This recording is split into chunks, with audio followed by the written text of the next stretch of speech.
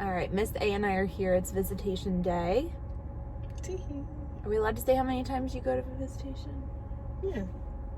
So, yeah, she goes twice a week to see her family. And we actually got a call today that obviously we share that like reunification is, the goal. And things are actually like moving forward to the point where, there's different levels of visitation. And so they're setting up kind of like that next level, which is like community or like at-home visits. So that was really promising to hear. Usually while she is at her visit, I spend the 2 hours either I'll pop in somewhere to work or I'll take care of some errands or do something for myself or, whatever. And we'll talk about kind of what visitations are like, especially now that like there's all this COVID stuff, because like things are a little bit different than they used to be. But yeah. So what you do when it's 4 hours? Go home? Well, we're trying to get some transportation help with the at-home visit, which is 4 hours, and it's like 45 minutes away. So we're hoping to get some help with that. But otherwise, we'll work something out. Because, we'll be up to 3 visits a week starting next week. But it's visit time. And then I'm going to go get my eyelashes filled in.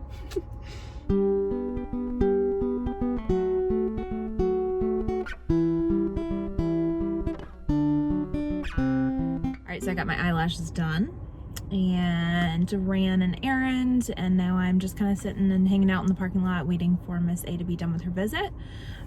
Something to talk about with visitation. So when a child is in foster care, again, everything depends on the case, so it's going to depend for each kid, but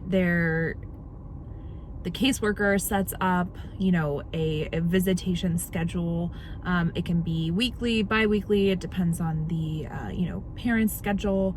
But as foster parents, you really just have to like agree to whatever it is. You kind of have some say if you have like a conflict, but otherwise like the visit that was just decided that's going to be at home, which, again, it's about 45 minutes away. So that's an hour and a half round trip every week, and then 4 hours at home. We were basically given the time in the day, and when I made a suggestion on a different day, it was like, well, they already said that this is going to work. And so you have to be flexible as a foster parent when it comes to this kind of stuff. And like with our first foster placement, I think she really didn't have that many visits, because by the time they were really even set up, she, was leaving. So that's something that, just think about, like, you want to make sure that your work schedule is going to be accommodating. It helps right now with like working from home. And I will say that because of COVID, they're trying to keep the numbers down of people in the building. And so what happens is that it's actually every other week that they're actually going to be doing in-person visits. And then the other week is actually virtual.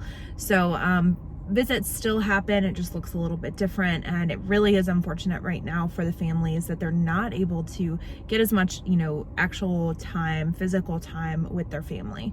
So before COVID, as the foster parent, you go in and you sign in that the kid is there, and then when the parents, get there, or the parent, depending on the situation, they would just call back the kid.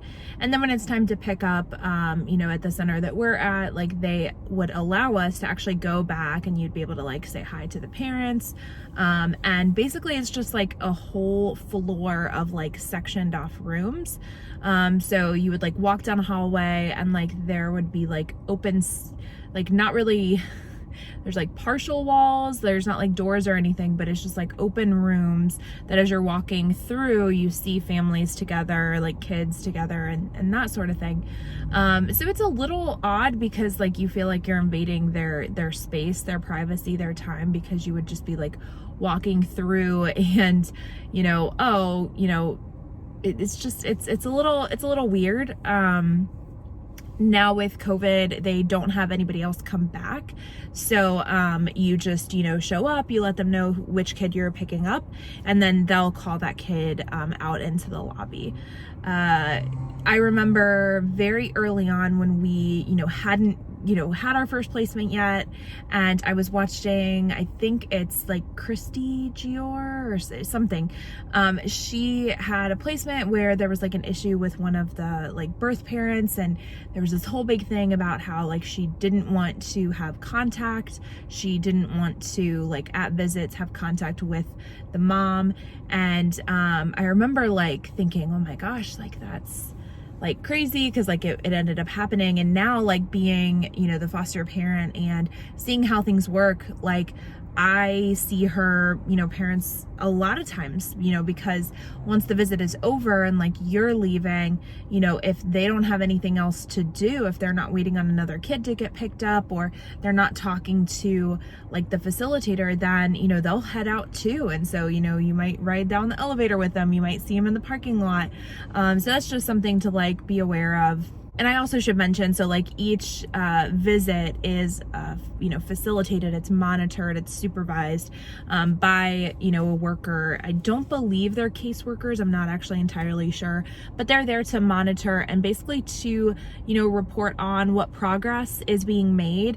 And, also, what are some opportunities that parent or family has, to work on before, reunification happens. So again, like most things in foster care, it's always going to depend on, the kids, the parents, the situation. So a couple of reasons that a kid would get removed from the home is, if there's like homelessness, if they don't have permanent residency, or if, there's not enough food. And so it's going to be like a goal for the parent to, have a regular job, earn income. But then if you add into that the complications of, visitation schedules in court and, visits from the caseworker, like it can present challenges. And so I'm sure that for a birth parent, there are some opportunities like where they could get frustrated with like, I'm trying to get my kids back, I'm trying to do the right thing, but these things are getting in the way of, having a job, having a consistent job or something like that. So again, it depends on the case, but, just thinking about how difficult it is for us to get the kids to their visits, it might feel the same way for the birth parents.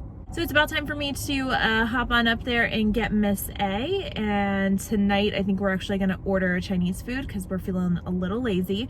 Tomorrow's our trip, and so I really don't want to like mess up the kitchen with cooking, even if it's something easy. So we are going to order some Chinese food. Miss A and I did not get a chance to do our nails last night. I actually started, and I have one nail that's done, and the rest of them aren't. That's a terrible glare. But anyway, so we are going to do our nails tonight. She was able to get her toes done. And we did watch a movie, so that was fun. And really, I just want to soak up all the time with the kids because the kids aren't coming on the trip with us. So, Chinese food, nails, and some good kid time. All right, so we have a situation. Yeah, we got a dead tree. We have a dead tree, and it's really sad because we've been in our house for what, 2 years? 3? Has it been 3 years? Yeah. 3 years. Okay, and every single house in this beautiful neighborhood has a tree in the front, that grows. You can see like that one. You can see many of them. And then this is ours. Yep. For some reason, these flowers, which are supposed to only be for 1 year, those came back. Yep.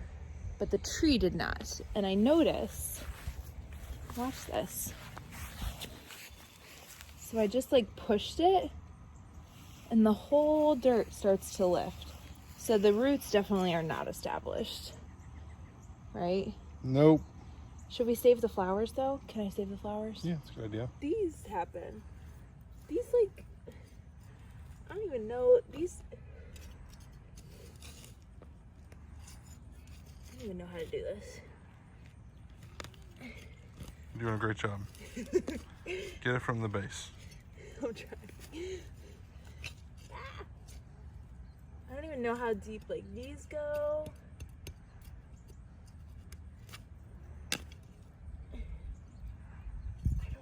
It's like wrapped around. Well, let's see if these will live. Let's find out. Something in our bush. I think it's a little bird. Yeah, it's stuck. Oh, no. It's stuck. Here, can I get it? Don't touch the bird. Just grab the top of the branches and pull it out some. Oh no. Poor thing. Yeah, he's totally stuck. Oh no, he's wounded. There. Oh my goodness. Oh, he's scared. Just kind of throw some right here. He'll see it and smell it. Use your eyes. Ready? Timber? There it goes. Where I gonna put it? I don't know. Trash night. That's all. Right. Oh, watch out, girl. Sorry, Darcy. She got All right, so tonight did not go as planned. Was not expecting to take down the tree and then save a bird. Hopefully saved a bird. I feel like we should like put it in a shoebox. You saved it though. Put the bird in the It- shoebox. It was stuck. That's what people do. They put, And when they die, no, you poke holes I don't and think you put so. it in a shoebox and you nurse it back to health. Y'all got shoe boxes? No. No, I got shoe boxes. She said, let's put it in the shoe box that we don't have. All right, that is it for day 2. We will see you tomorrow.